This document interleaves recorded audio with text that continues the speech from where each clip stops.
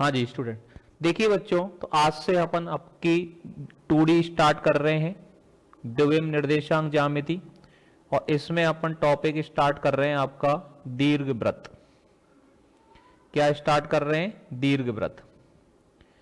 अब इस दीर्घवृत्त का मतलब क्या होता है ये अपने को समझना है। तो सबसे पहले तो अपन इसकी परिभाषा समझते हैं कि दीर्घवृत्त कहते किसको हैं। व्हाट इज द दीर्घवृत्त? दीर्घवृत्त होता क्या है ये समझा जाए। तो दीर्घवृत्त क्या होता है इसको समझते हैं। तो लिखेंगे दीर्घवृत्त एक ऐसे बिंदु का बिंदुपथ है। दीर्घवृत्त एक ऐसे बिंदु का बिंदुपथ होता है। दीर्घवृत्त एक ऐसे बिंदु का बिंदुपथ होता है जिसकी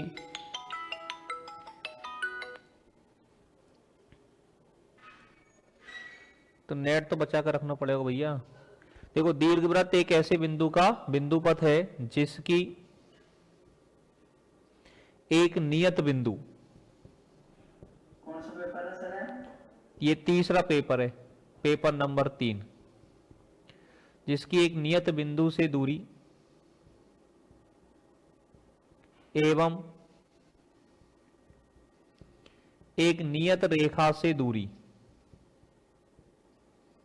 एवं एक नियत रेखा से दूरी का अनुपात, एक नियत बिंदु से दूरी एवं एक नियत रेखा से दूरी का अनुपात सदैव अचर एवं एक से कम रहता है।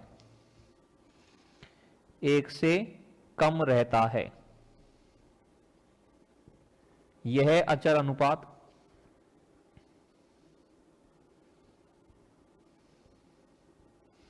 ये जो कांस्टेंट रेशियो है, ये जो अचर अनुपात है, यह अचर अनुपात दीर्घवृत्त की उत्केंद्रता कहलाता है। दीर्घवृत्त की क्या कहलाता है? उत्केंद्रता। और उत्केंद्रता को हम ई से व्यक्त करते हैं।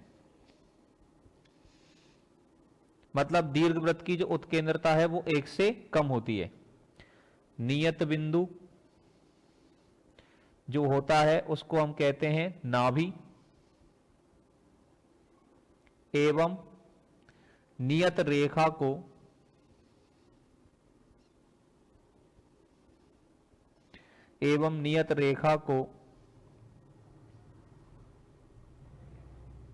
नियता कहते हैं। नियत बिंदु को क्या कहते हैं? नाभि। और नियत रेखा को क्या कहते हैं? नियता। मतलब क्या खास बात होती है, ये आपके पास में एक नियत रेखा है, ये हमारे पास में क्या है? एक नियत रेखा। और ये हमारे पास में है एक नियत बिंदु S। ये रेखा है L जो कांस्टेंट रेखा है, नियत रेखा है। और ये एक नियत बिंदु है जो अपनी जगह पर फिक्स नहीं होता है। यहां पर एक बिंदु है ये P। P क्या है आपका? ये चलायमान बिंदु, मूविंग पॉइंट है ये। अब ये बिंदु P जो है ये इस तरह से गति करता है। बिंदु P के गति करने से, बिंदु P जिस रास्ते पर गति करेगा, तो बिंदु P का जो रास्ता होता है, बिंदु पथ का मतलब क्या होता है? यहां मैंने बोला है बिंदु पथ, तो बिंदु पथ का मतलब होता है बिंदु के गमन का पथ। किसी भी बिंदु के गमन का जो पथ होता है, किसी भी बिंदु के चलने का जो रास्ता होता है, वो उस बिंदु का क्या कहलाता है? बिंदु पथ कहलाता है। जिस रास्ते पर कोई बिंदु गति करता है वह रास्ता उस बिंदु का बिंदु पथ माना जाता है। तो ये बिंदु P इस तरह से गति करता है कि बिंदु P की नियत बिंदु से दूरी, नियत बिंदु से दूरी मतलब PS का मान, और नियत रेखा से दूरी मतलब बिंदु P से इस रेखा पर लंब डाल दो, तो नियत रेखा से दूरी P से रेखा पर लंब डालेंगे तो ये PM आ जाएगा। तो PS बटे PM का जो मान है, ये मान अगर क्या रहे? अचर रहे और एक से कम रहे, इस बिंदु की नियत बिंदु से दूरी और नियत रेखा से दूरी का जो अनुपात है, ये अनुपात अगर अचर रहे और हमेशा एक से कम रहे, ठीक है ना, तो बिंदु P का जो बिंदु पथ आएगा वो बिंदु P का बिंदु पथ क्या होगा? एक दीर्घवृत्त होगा। तो दीर्घवृत्त क्या है बेटा? दीर्घवृत्त है एक ऐसे बिंदु का बिंदुपथ जिसकी एक नियत बिंदु से दूरी और एक नियत रेखा से दूरी का अनुपात सदैव अचर रहता हो और वो अनुपात 1 से कम हो, तो उस बिंदु का जो बिंदुपथ होता है, इस बिंदु के गमन का जो रास्ता होता है, वो कहलाता है दीर्घवृत्त।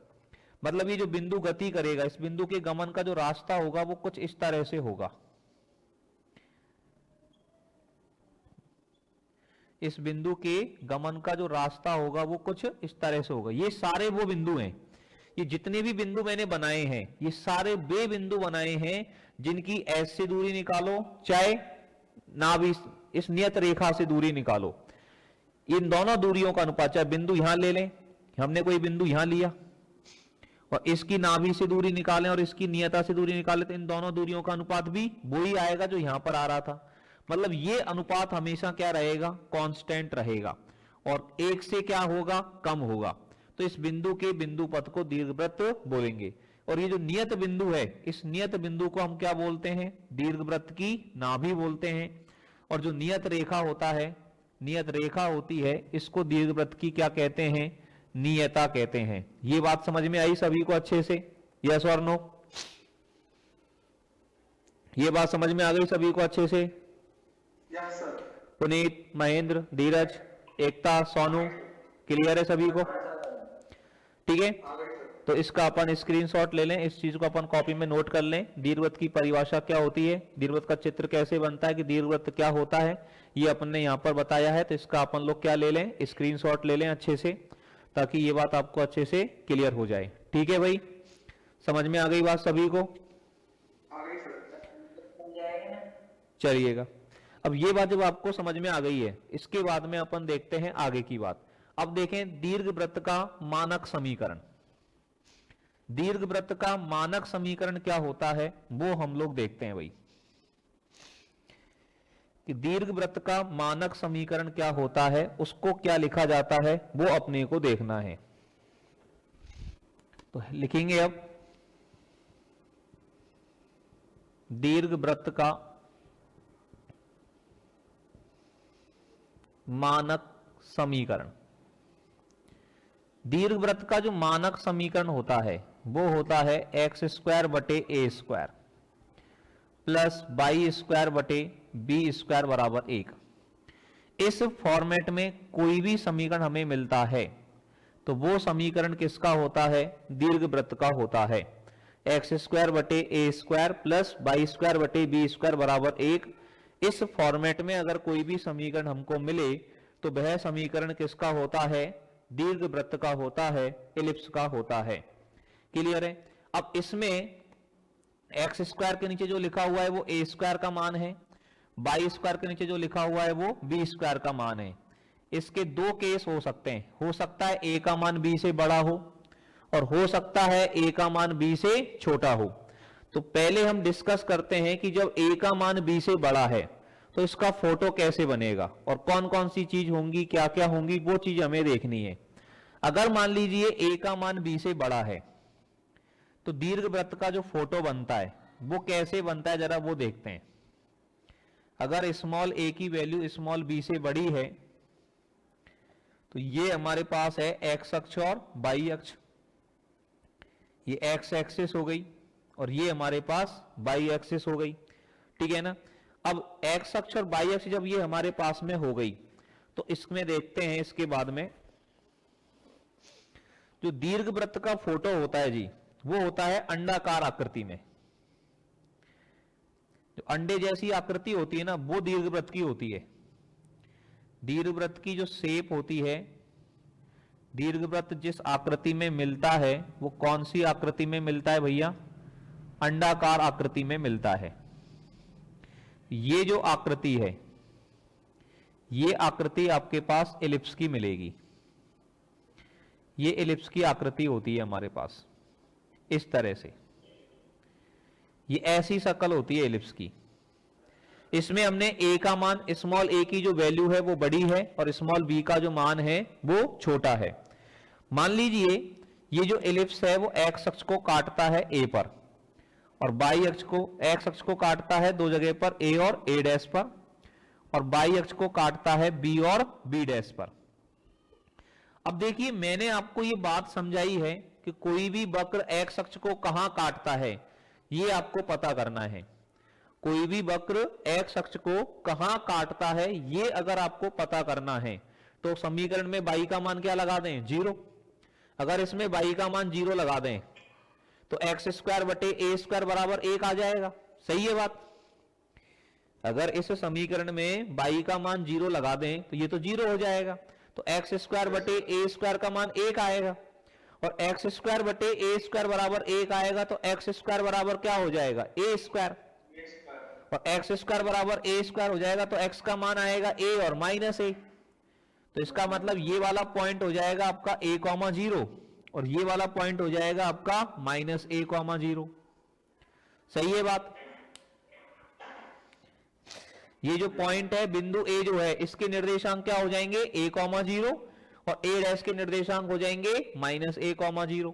एक्स अक्ष को इन दो बिंदुओं पर काटेगा। अब बाई अक्ष को कहां काट रहा है, बी और बी डैश पर, ये पता करना है।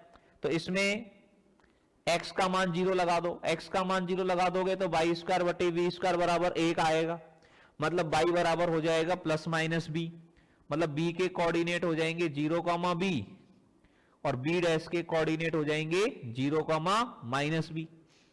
ठीक है ना। ये तो इसके चारों शीर्ष हो गए। यहां पर a डैश की जो लंबाई है, ये जो a डैश है, इस a डैश की लंबाई क्या हो जाएगी बताओ, 2a, क्योंकि ये लंबाई a है और ये लंबाई a है, तो a डैश की लंबाई हो जाएगी 2a और a का और b डैश की लंबाई कितनी हो जाएगी, b डैश की 2b। ये जो b डैश है, इस b डैश की लंबाई हो जाएगी हमारे पास 2b। इसकी लंबाई, अब 2a का मान ज्यादा होगा या 2b का मान ज्यादा होगा बताओ, a का मान b से बड़ा है। अब a का मान b से बड़ा है तो 2a का मान ज्यादा है और 2b का मान कम है, तो इसका मतलब इसको बोलेंगे अपन दीर्घ अक्ष। जो बड़ा मान है उसको क्या बोलेंगे, दीर्घ अक्ष, मेजर एक्सिस, और ये छोटा मान है तो इसको बोलेंगे लघु अक्ष, माइनर एक्सिस। ठीक है ना। और इन दोनों को ही क्या बोला जाता है, इन दोनों को ही बोलते हैं हम मुख्य अक्ष। इनको ही क्या बोलते हैं, मुख्य अक्ष बोलते हैं। इसके शीर्ष कौन से होंगे, इसके अगर शीर्ष बोले तो शीर्ष होते हैं दीर्घ अक्ष के सिरे। दीर्घ अक्ष के सिरे कौन कौन से हैं, ए और a डैश। तो शीर्ष हो गए हमारे पास a,0 और -a,0, ये इसके क्या हो गए, शीर्ष। अब इसकी नाभि कहां पर होती है, यहां पर देखो, इसकी दीर्घवृत्त में दो नाभि होती है। एक नाभि होती है इसकी यहां पर S और एक नाभि होती है इसकी यहां पर S डैश। ये जो नाभि है S, इसके निर्देशांक होते हैं AE,0। E क्या है इसकी उत्केंद्रता, और S डैश जो है, इस S डैश के निर्देशांक होते हैं -AE,0। मतलब दीर्घवृत्त की जो नाभि होती है, इसकी नाभि के निर्देशांक क्या होते हैं, दोनों को AE,0 और -AE,0 दोनों को अगर एक साथ लिखेंगे तो एक साथ इसको बोल सकते हैं +-AE,0। एक साथ इसको क्या बोल सकते हैं, +-AE,0। तो नाभि के निर्देशांक क्या हो गए, +-AE,0। ये E क्या है इसकी, E है इसकी उत्केंद्रता। E क्या है, उत्केंद्रता। ठीक है साहब। अब इसमें एक चीज समझनी है अपन को। मान लीजिए यहां पर ये एक नाभि से गुजरने वाली जीवा है, ये नाभि से गुजरने वाली क्या है, जीवा, जो अक्ष के क्या है, लंबवत। अब दीर्घवृत्त की ऐसी जीवा जो नाभि से गुजरती है और अक्ष के लंबवत है। दीर्घवृत्त की ऐसी जीवा जो नाभि से गुजरती है और अक्ष के लंबवत है, इसको कहते हैं हम नाभि लंब। क्या कहते हैं इसको, नाभि लंब। अंग्रेजी में बात करें तो नाभि लंब को अंग्रेजी में बोलते हैं लेटस रेक्टम। नाभि लंब को अंग्रेजी में क्या बोला जाता है, लेटस रेक्टम बोला जाता है। और इस नाभि लंब की लंबाई होती है 2b² अपॉन a, और ये नाभिलंब कितने होंगे? 2। एक नाभिलंब इसका यहां भी होगा। नाभिलंब की अगर परिभाषा पूछे तो नाभिलंब की परिभाषा क्या है? एक ऐसी जीवा जो नाभि से गुजरती है और अक्ष के लंबवत है। एक ऐसी जीवा जो नाभि से गुजरती है और दीर्घ अक्ष के लंबवत है। ये दीर्घ अक्ष है, दीर्घ अक्ष के लंबवत है, उसको कहते हैं हम नाभिलंब। उसको क्या कहते हैं? नाभिलंब। ये कहलाता है नाभिलंब। अब इसमें इसकी नियता, जो नियत रेखा होती है, इसकी एक नियता होती है इधर, ये नियता होती है 22 के समांतर। इस रेखा को बोलते हैं नियता। और नियता का जो समीकरण होता है, इधर वाली जो नियता होती है, इस नियता का समीकरण होता है x बराबर a/e। और एक नियता इसकी होती है इधर, 2 नाभि होती है और 2 नियता होती है। तो ये जो नियता होती है, इधर वाली जो नियता होगी, इस नियता का समीकरण होगा इसका x बराबर -a/e। तो 2 नियता इसकी होंगी। एक नियता का समीकरण तो हो गया x बराबर a/e और एक नियता का समीकरण हो गया x बराबर -a/e। बात समझ में आ गई? अब यहां पर एक बात और ध्यान रखनी है कि स्मॉल a में, स्मॉल b में और स्मॉल e में एक रिलेशन होता है। और वो क्या रिलेशन होता है भैया? b² बराबर a² इंटू 1 - e²। ये रिलेशन हमको याद रखना है कि स्मॉल a में, स्मॉल b में और स्मॉल e में क्या रिलेशन होता है? ये रिलेशन होता है स्मॉल b² बराबर small a² into 1 - e²। b² बराबर a² इंटू 1 - e² होता है स्मॉल a में, स्मॉल b में और स्मॉल e में रिलेशन। तो ये दीर्घवृत्त की जानकारी है सारी, कि दीर्घवृत्त का मानक समीकरण क्या होता है, दीर्घवृत्त का चित्र कैसे बनता है, दीर्घवृत्त में कौन कौन सी चीज होती है, कहां कहां पर होती है। और ये जो मूल बिंदु होता है इसमें, ओ जो होता है, ओ को कहते हैं दीर्घवृत्त का केंद्र। दीर्घवृत्त के केंद्र के निर्देशांक क्या हो गए? 0,0 हो गए। दीर्घवृत्त के केंद्र के निर्देशांक क्या हो गए? 0,0 हो गए। तो यहां तक की बात समझ में आई कि नहीं? बताओ कि दीर्घवृत्त क्या होता है, दीर्घवृत्त का समीकरण क्या होता है, दीर्घवृत्त की नाभि, शीर्ष, दीर्घ अक्ष कौन सी है, लघु अक्ष कौन सी है, ये सारी चीजें क्लियर रहेंगी आपको, अच्छे से समझ में आ जाएंगी बात सबको।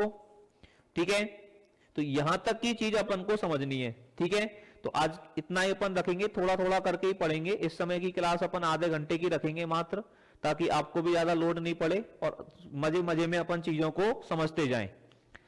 ठीक है भाई, तो आज मैंने आपको दीर्घवृत्त की परिभाषा समझाई है, दीर्घवृत्त के समीकरण से आपका परिचय करवाया है, और दीर्घवृत्त के जो सारे पैरामीटर्स है वो मैंने आपको आज समझाए हैं। इनको अच्छे से आप आज तैयार कर लीजिएगा। कल मैं आपको समझाऊंगा दूसरा दीर्घवृत्त। अभी तो हमने डिस्कस किया है जब a का मान b से बड़ा है तो क्या क्या होता है। अब अपन इसके बाद में देखेंगे अगर a का मान छोटा हो, b का मान बड़ा हो, तो दीर्घवृत्त कैसे बनेगा और ये सारी चीजें उसमें कैसे निकलेंगी, उसको अपन अगली क्लास के अंदर समझेंगे। ठीक है भाई, ओके स्टूडेंट। बेटा वीडियो भेज देंगे तब देख लेंगे, अब थोड़ा सा है ना। क्या समझ में नहीं आया तेरे को चित्र, क्या दिक्कत आ गई? सर वो मेरा है ना नेट अटक गया था इसलिए। चल कोई बात नहीं, कल की क्लास में दोबारा रिपीट कर देंगे अब। ठीक है, ओके बेटा, कल दोबारा से रिपीट कर देंगे अपन, तो तब समझ में आ जाएगा। अभी आज अपन इतना रखते हैं क्योंकि काफी लेट हो गया अब। ठीक है, क्योंकि मैं भी थक जाता हूं इतने समय तक अब। ठीक है, ये तो थोड़ा सा अपन आधे घंटे की एक्स्ट्रा क्लास लेंगे तो इससे भी क्या काफी सारी मदद मिलेगी अपन को, काफी सारी चीजों को अपन अच्छे से समझ पाएंगे। ठीक है ना, मजे मजे में अच्छे से। ओके स्टूडेंट, तो एक तो लाइव क्लास में सभी लोग अटेंटिव रहेंगे, डेली आएंगे, तभी चीजों को अपन समझ पाएंगे, क्योंकि बहुत अच्छी किताब है। अच्छे से आपको सहयोग करेंगे तो अच्छे से मैं चीजों को समझा पाऊंगा। ठीक है, तो बिल्कुल भी लापरवाही नहीं करनी है, नेट बचा करके रखना है अपन को लास्ट तक, ताकि अच्छे से चीजों को अपन समझ सकें। ठीक है भाई, okay student, okay, thank you very much, good night, good night everybody.